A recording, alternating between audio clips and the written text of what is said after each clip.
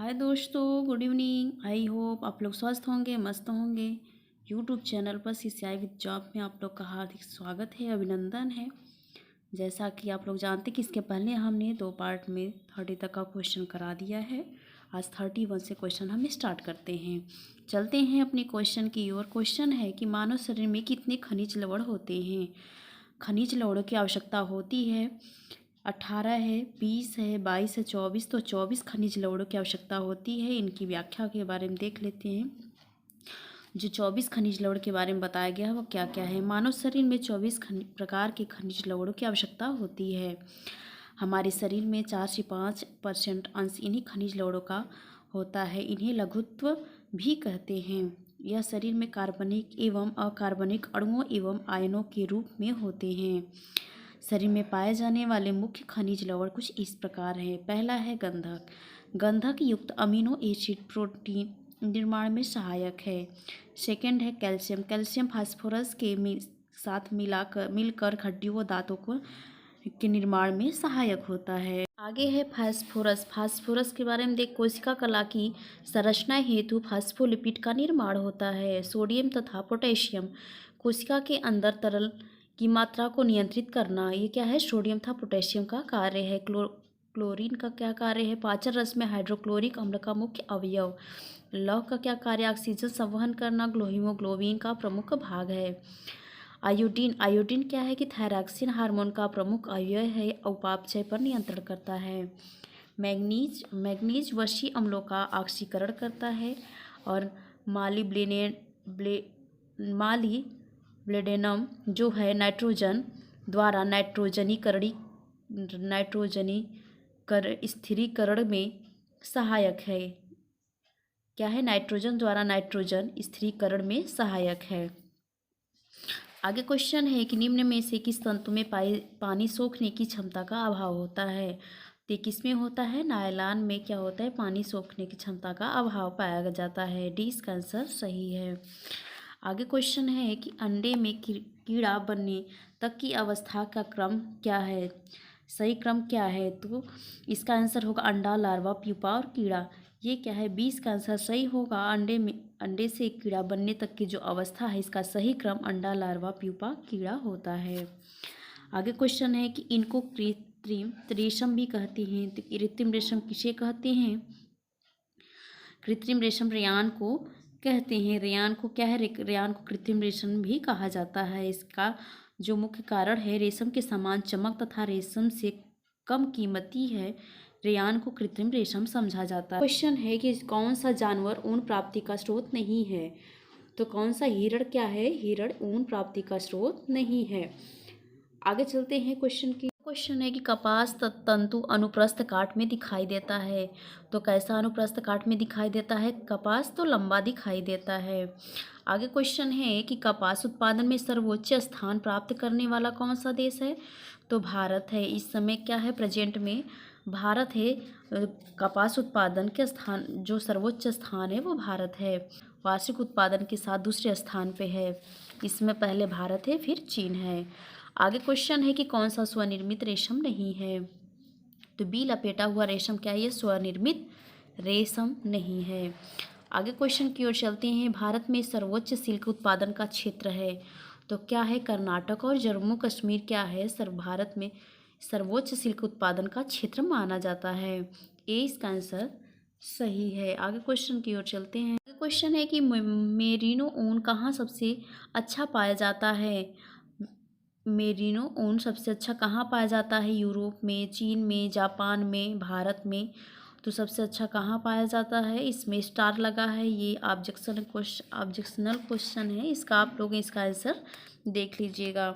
आगे क्वेश्चन है कि ये तंतु लंबे अविरल होते हैं और मीटर में नापे जाते हैं। तो कौन से तंतु, तो तंतु रेशा को क्या कहा, तंतु रेशा क्या है, ये लंबे होते हैं, अविरल होते हैं और इसे मीटर में नापे जाते हैं।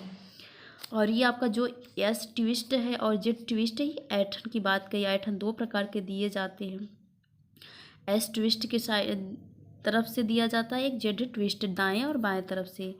आगे क्वेश्चन है कि कार्ड्सवुल किसको मिलाकर तैयार किया जाता है। तो कार्ड्सवुल सूती तथा ऊनी को मिलाकर तैयार किया जाता है। सूते थाउनियों तंतुओं से तैयार किया जाता है कार्डसूल। आगे क्वेश्चन है कि वस्त्रों को चिकना करना क्या कहलाता है? तो वस्त्रों को चिकना करना कैलेंडरिंग कहलाता है। आगे क्वेश्चन है कि वाट रंजक का उदाहरण है। तो वाट रंजक का उदाहरण इंडिको है। इंडिको के बारे में देख लेते हैं। इंडिको वाट रंजक का उदाहरण है। ये एक प्रकार के पौधे की पत्तियों से बनाई जाती है। इसे साधारण विधि से तैयार किया जाता है। यह नीले वस्त्र पर मंद नीला रंग लाती है। वाट रंजकों का प्रयोग ऐसे वस्त्रों पर किया जाता है जो अधिकतर पहनने के काम में आते हैं। आगे क्वेश्चन है कि सर्वाधिक स्टार्च पाया जाता है। तो सर्वाधिक स्टार्च अरारोट में पाया जाता है। ए इसका आंसर सही होगा। आगे क्वेश्चन है कि रेयान वस्त्रों के धब्बों को छुड़ाने के लिए प्रयोग करना चाहिए। तो दाग धब्बों को छुड़ाने के लिए रासायनिक विधियों का प्रयोग करना चाहिए। आगे क्वेश्चन है कि परिसज्जा का उद्देश्य है। तो परिसज्जा का उद्देश्य क्या है कि कपड़ों को आकर्षक बनाना। कपड़ों पर जब परिसज्जाएं की जाती हैं तो उसको आकर्षक बनाने के लिए परिसज्जाएं की जाती हैं। परिसज्जा का यही मुख्य उद्देश्य माना जाता है। आगे क्वेश्चन है कि रंगों का चमकदार या धुंधलापन कहलाता है। तो क्या कहलाता है? क्रोमा कहलाता है। आगे इसमें व्याख्या देख लेते हैं कि रंगों का चमकदार व धुंधलापन क्रोमा अथवा घनत्व कहलाता है। घनत्व अथवा क्रोमा वर्ण के शुद्धता से उत्पन्न होता है। जो वर्ण जितना अधिक शुद्ध होगा उतना ही अधिक उसमें घनत्व होगा। अधिक घनत्व में वर्णों में चमक आती है। आगे क्वेश्चन है कि मांसपेशियों में निम्न एकत्र होने से शारीरिक थकान उत्पन्न होती है। तो ऑक्सीजन व लैक्टिक अम्ल के कारण होता है। इसका सी आंसर यहाँ पे बताया गया है, लेकिन ये गलत है। ऑक्सीजन व लैक्टिक अम्ल होगा। आगे देख लेते हैं क्वेश्चन, एंजल्स ने निम्न के बजट से कोई प्रावधान नहीं रखा है। तो कौन सा प्रावधान नहीं रखा है? बजट का प्रावधान नहीं रखा। सी इसका आंसर सही है। क्वेश्चन है कि जैसे जैसे आय में वृद्धि होती है निम्न पर होने वाले व्यय का प्रतिशत घटता जाता है। तो वह क्या है? वह भोजन है। 20 का आंसर सही। आगे क्वेश्चन है कि संप्रेषण प्रक्रिया में ग्रहणकर्ता शाब्दिक और अशाब्दिक संदेश का विश्लेषण करता है। जो प्रेषक भेजता है उसे क्या कहते हैं? डिकोडिंग कहते हैं। 20 का आंसर सही होगा। आगे क्वेश्चन की ओर चलते हैं। आगे क्वेश्चन है गरीबी रेखा की गणना की जाती है। तो गरीबी की रेखा की गणना प्रति व्यक्ति आय पर की जाती है। ए इसका आंसर सही है। गरीबी रेखा की गणना प्रति व्यक्ति आय द्वारा की जाती है। गरीबी रेखा भारत की गरीबी रेखा के माप के लिए एक बेंचमार्क का काम करती है। गरीबी रेखा को आय के उस अनुमानित न्यूनतम स्तर के रूप में परिभाषित किया जा सकता है जो परिवार को जीवन की मूलभूत आवश्यकताओं को पूरा करने में सक्षम हो। 2014 तक गरीबी रेखा का निर्धारण ग्रामीण इलाकों में आपका 32 रुपये प्रतिदिन और कस्बों तथा शहरों में 47 रुपया प्रतिदिन के हिसाब से निर्धारण की गई थी। यह गरीबी रेखा भारत में गरीबी के मापन के लिए एक बेंचमार्क का काम करती है। आगे क्वेश्चन है कि वयस्क के लिए सामान्य सिस्टोलिक और डायस्टोलिक रक्तदाब है। तो कितना होना चाहिए? इसका आंसर डी है। 120 से 80 mmHg होना चाहिए। डी इसका आंसर सही होगा। आगे देखते हैं क्वेश्चन, भूरी क्रांति संबंधित है। तो भूरी क्रांति किससे संबंधित? उर्वरक उत्पादन से होना चाहिए। लेकिन ये भी ऑब्जेक्शनल क्वेश्चन, इस पे भी आंसर नहीं लगा है।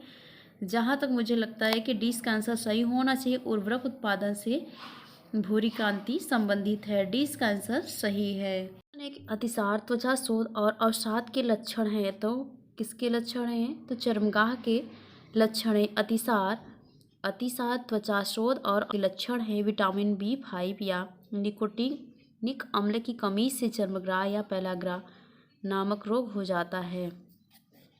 पेलाग्रा नामक जो रोग होता है यह क्या है? आपका विटामिन B3 से होता है।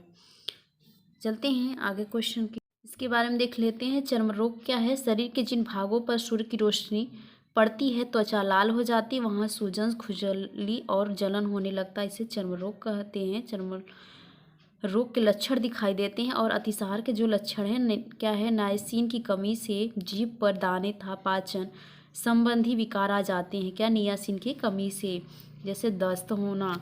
आगे है कि पागलपन, सिर दर्द, क्षीण स्मरण शक्ति, चिड़चिड़ापन तथा नींद न आना और स्थिति अधिक बढ़ने पर पागलपन देखा जाता है। यह क्या है? पागलपन के लक्षण है। आगे क्वेश्चन है कि मिल्क शेक उदाहरण है, तो मिल्क शेक किसके उदाहरण है, तो पूर्ण स्वच्छ आहार के उदाहरण है। मिल्क शेक जो है ये पूर्ण स्वच्छ आहार के उदाहरण है। मिल्क शेक दूध, चीनी और मेवे से बनाया जाता है। दूध एक संपूर्ण आहार है क्योंकि इसमें सभी आवश्यक पोषक तत्व पाए जाते हैं। आगे है कि आईसीडीएस प्रारंभ किया गया था। आईसीडीएस प्रारंभ कब किया गया था, तो 1975 ईस्वी में शुरू किया गया था। आगे क्वेश्चन है कि चीनी का जेली में कार्य है, कैसा कार्य है, बैक्टीरिया को निष्क्रिय करना।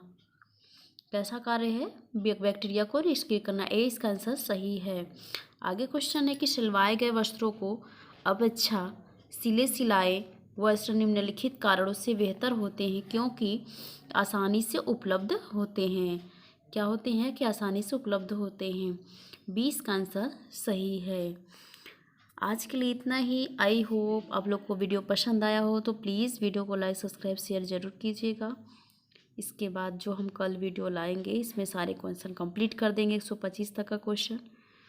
तो आज के लिए इतना ही। Thank you, thanks for watching.